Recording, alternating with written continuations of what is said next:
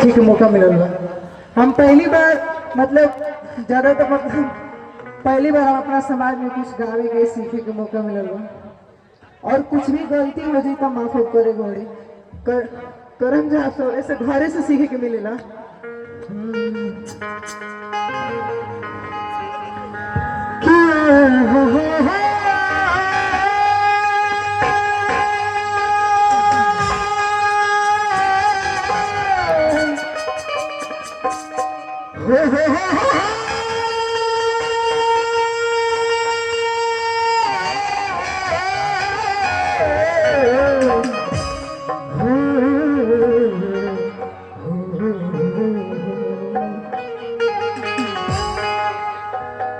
अरे भारत के लिखल बाटे और सुंदर संविधान के न जानला। अरे भारत के लिखल बाटे और सुंदर संविधान के न जानला। अरे भारत के लिखल बाटे और सुंदर संविधान। भैया एक पे तनी जोर से ताली बजाओ, मजा नहीं खेलो।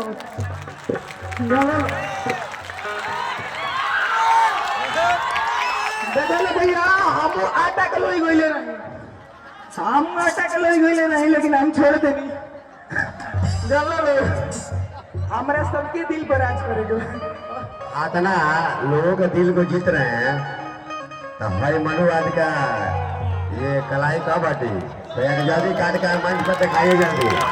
क्या बात है, जल्दी हटाइए काड़ा भी निकालिए। क्या बात होना चाहिए ना, समाज के दिल को जीतिएगा तो लोगों का दिल को नहीं जीतिएगा क्या? आपका दिल को लोग जीत रहे हैं तो उनका भी दिल को जीतना है। आप ना बनेंगे कलाई, आप भैया लाइफ में कभी नहीं बनेंगे, पूरे लाइफ में ना बनो। भैया आपने से जान दिया लो तो ये जना मत बनिए ना, तो पकड़ पकड़ समझ चलो का है 302 के धारा आ गया था।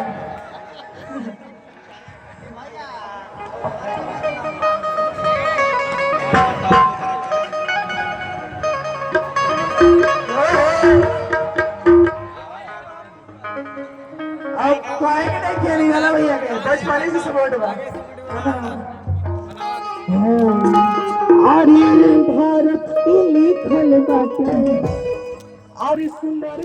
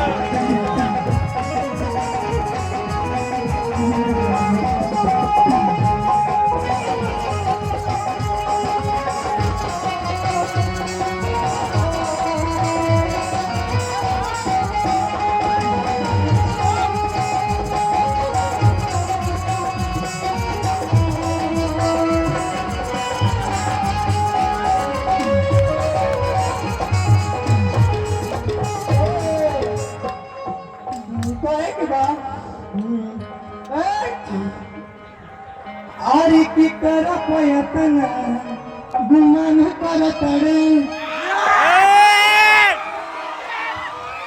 और की कर पयतन गुमान कर तड़े। अरे बाबा साहब के दिन है से ना हुई अजहर के ना घूमने से हुई मर्द मर्द से मिले लगता मन से ना और की तरह से लगता ना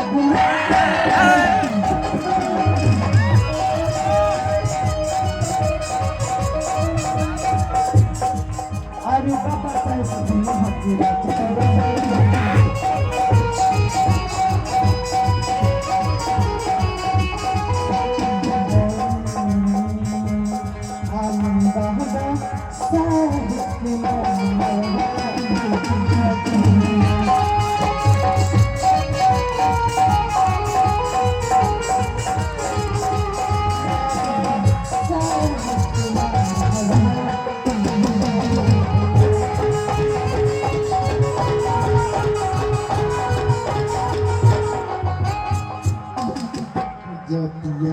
करमवा सबकी काई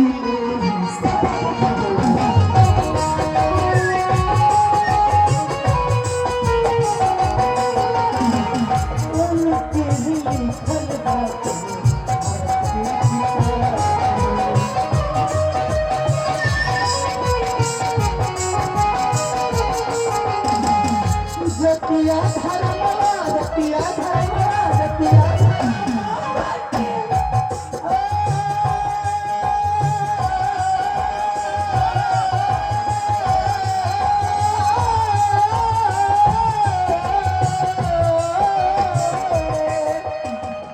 जतिया धर्मवा कोई हिसाब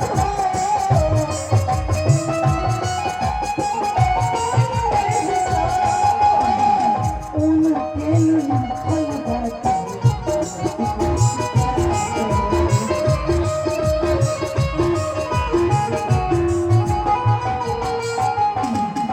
राजन करता चाची बहन ए खाली तोड़े जरी ताली बजाओ लो हाथ उठाओ लो हाथ उठाओ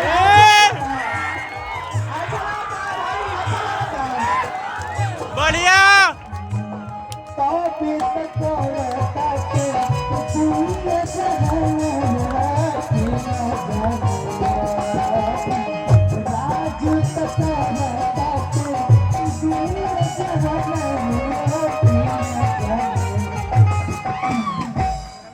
हमारे इलाके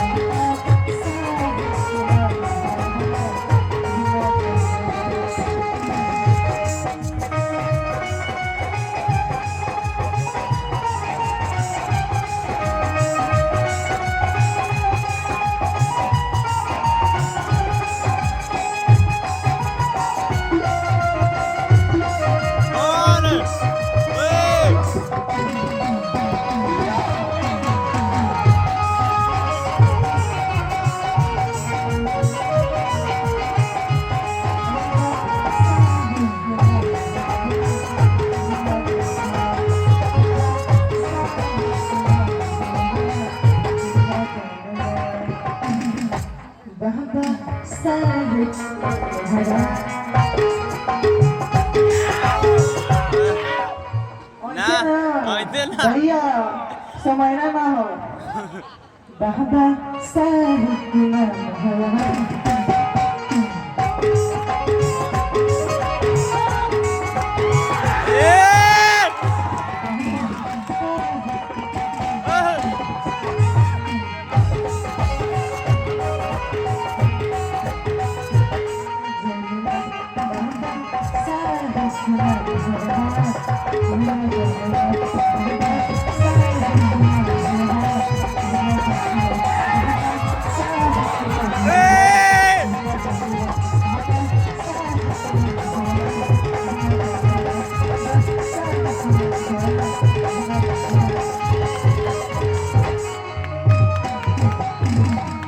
देखो भैया हमरा ज्यादा कुछ ना लगा हम खाटी देहाती असली मर्द आदमी हैं एक काम करो लोग भाई अच्छा लगा तो जोर से ताली बजा दो लोग अरे भाई देखो ना ज्यादा तो कुछ ना कहा हम टेलर है फिल्म बाकी था और फिल्म बाकी रही समय समय के बाद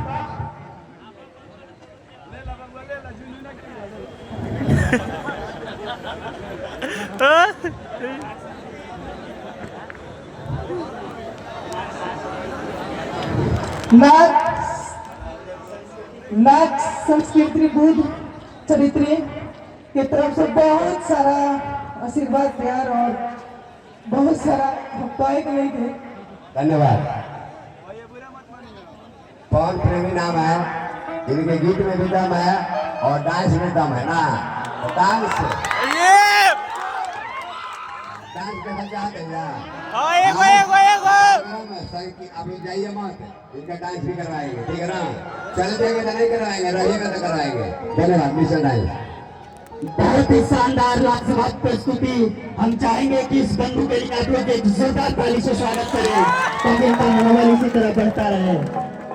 और हम अगले मिशनरी सिंगर के रूप में हम चाहेंगे कि हम सभी के बीच में हमारे भाई सिकंदर सिंह किट्टू जी मौजूद हैं। एक जोरदार तालियों से स्वागत कीजिए सिकंदर सिंह किट्टू जी का। हम चाहेंगे कि वह